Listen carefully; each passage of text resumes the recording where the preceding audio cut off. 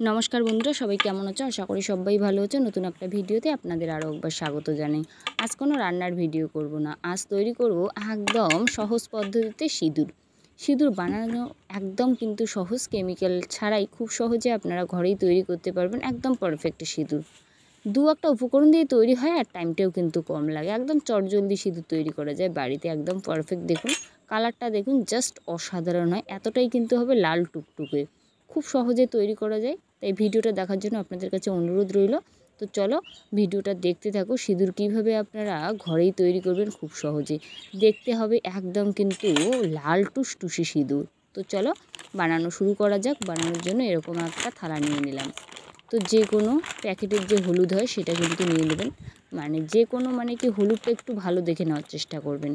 যেহেতু বাড়িতেই তৈরি করব, তাই হলুদটা যদি ভালো হয় তাহলে কিন্তু এটা কোনো কিছুই অপকার হবে না। বাড়ির থেকে কেনা যে প্যাকেটের হলুদ সেটাই ব্যবহার করবেন, ভালো হবে। হলুদ নেওয়ার পরে দিয়ে দেবো সোডা। খাবার যে নর্মালি আমরা সোডা ব্যবহার করি সেই সোডাটাই ব্যবহার করব। তবে হলুদটা আমি কমই নিলাম, একজনের জন্য তৈরি করব সিঁদুরটা। আপনারা কিন্তু আপনাদের বাড়িতে যদি অনেক মহিলা থাকে তাহলে বেশ অনেকটাই সিঁদুর তৈরি করতে পারেন, তাতেও হবে। সোডা দেওয়ার পর দিয়ে দেবো লেবু। এই লেবুটা না একদম কচি, বেশি একটা রস হয় না। তো লেবুটা যদি একটু ভালো হতো আর কি, রসযুক্ত আর কি, তাহলে মনে হয় ভালো হতো। তো যাই হোক, যতটুকু হচ্ছে ততটুকুই। আমার হাতের কাছে একদম পারফেক্ট লেবু নেই, তো এরকম যে কচি লেবুটাই দিচ্ছি। তো যাই হোক, লেবু রসটা দিয়ে দিলাম। ওই 1-2 ফোঁটা করে হলেই হবে। 4 টুকরা, একটা লেবুর আর কি 4 টুকরা যতটুকু হয় ততটুকু। আর দিয়ে দেবো ওই চুন, যেটা আমরা সুপারিতে খাই। খুব অল্প পরিমাণে দিতে লাগবে। দিয়ে কিন্তু খুব ভালো করে 2 হাতের সাহায্যে এইভাবে কিন্তু মাখতে লাগবে। এই মাখার কাজটা একটুখানি সময় নিয়ে, সময় একদম সেরকম লাগে না, ওই 5-6 মিনিটে, 6 মিনিটও লাগবে না, 4-5 মিনিটেই কিন্তু সুন্দরভাবে হবে। তবে এটা কিন্তু একটুখানি 2 হাত দিয়ে করলেই ভালো হয়। তারপরে আমি কিন্তু 1 হাত দিয়ে করতেছি। দেখুন কালারটা আস্তে আস্তে কিন্তু খুব সুন্দর চেঞ্জ হচ্ছে।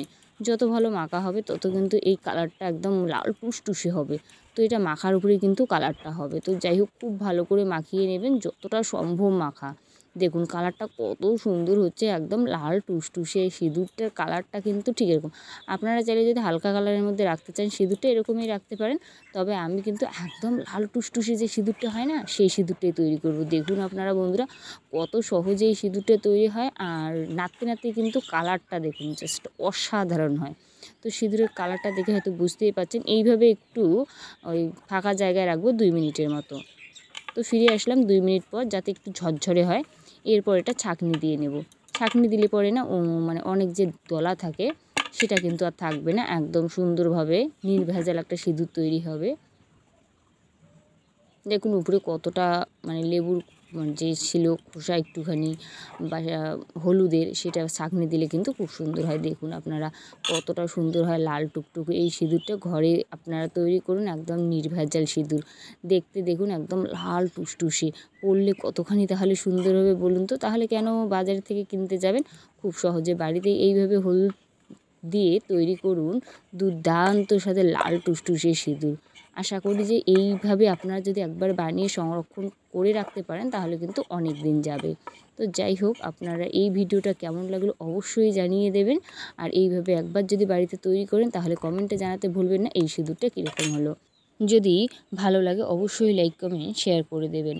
আর যদি এই চ্যানেলের প্রথমবার আমার এরকম ভিডিও দেখছেন আপনারা, তাহলে চ্যানেলটাকে সাবস্ক্রাইব করে রাখবেন, পাশে থাকা বেল আইকনটি প্রেস করে রাখবেন, যাতে আমার এরকম নিত্য নতুন ভিডিওর আপডেট আপনারা খুব সহজে পেতে পারেন ঘরে বসে।